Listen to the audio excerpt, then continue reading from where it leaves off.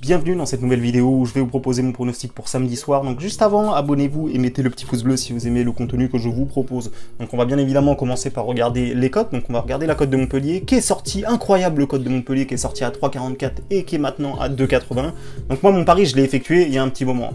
J'ai pas eu la cote à 3,44 malheureusement, mais j'ai eu une cote que je trouve vraiment sympa, surtout quand on voit les cotes à l'heure actuelle. Donc je vais vous la montrer à la fin de la vidéo, mais bien évidemment je vais faire mon analyse sur ce match-là. Donc Montpellier qui se déplace à Metz, donc il y a pas mal de choses à vous dire là-dessus.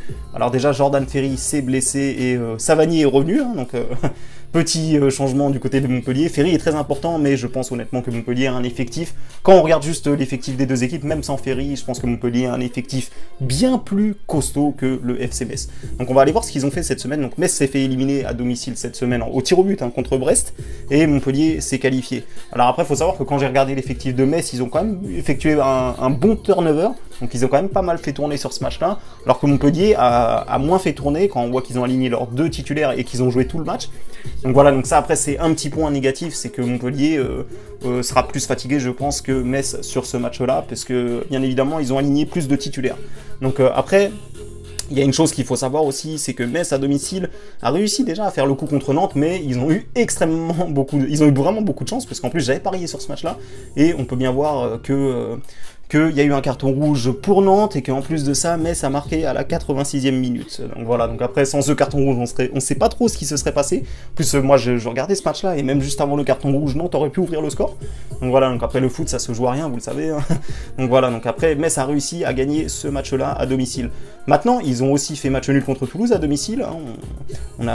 Vous avez peut-être pu le voir ici, lors de leur match à domicile ici. Donc match nul contre Toulouse, victoire 1-0 contre Nantes, et défaite au tir au but à domicile contre Brest. Donc ça c'est leurs 3 derniers matchs à domicile. Montpellier de son côté à l'extérieur n'a toujours pas gagné, mais honnêtement quand je regarde les équipes qu'ils ont joué, donc ils se sont déplacés à Reims, ils ont perdu 1-0, c'est jamais évident. Reims c'est une bonne équipe, hein. Vraiment ça m'étonnerait pas que Reims soit la surprise cette saison et qu'ils finissent vraiment très haut. Déjà l'année dernière ils n'étaient pas passés loin Reims d'accrocher l'Europe. Et donc voilà, donc Strasbourg aussi, c'est jamais évident d'aller jouer chez eux. Marseille, ils ont réussi à faire un partout à Marseille, je vous l'avais proposé ce pronostic là. Donc ils ont perdu 1-0 à Nantes et ils ont fait un partout à Montpellier. Donc honnêtement pour moi, de tous les matchs que je vous présente de Montpellier à l'extérieur, pour moi c'est le match le plus abordable pour Montpellier à l'extérieur.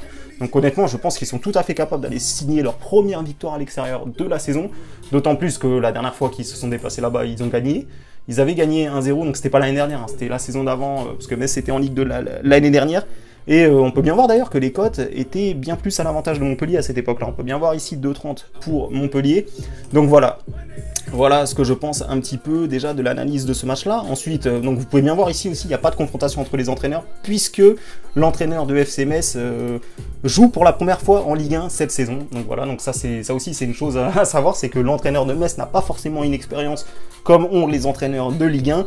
Et donc voilà, donc je pense vous avoir tout dit. Moi j'ai pris ce pari là en avance. Pourquoi? Parce que tout simplement parce que pour moi c'était une value quand j'ai vu la cote. Honnêtement je me suis dit il faut pas que je la laisse passer parce qu'elle va sans doute descendre, et donc je l'ai pris assez rapidement. Donc je vous la montre. Victoire de Montpellier, remboursé 6 matchs nuls. Donc victoire de Montpellier, moi je l'ai eu à 3,05 et le match nul je l'ai eu à 3,15 comme vous pouvez le voir ici. Donc voilà, donc victoire de Montpellier, remboursé 6 matchs nuls, et ça nous fait une cote aux alentours de 2,15. 2.10, 2.15 selon vos bookmakers. Donc voilà, donc sur ce je vous laisse et je vous dis à bientôt pour mes prochains pronostics.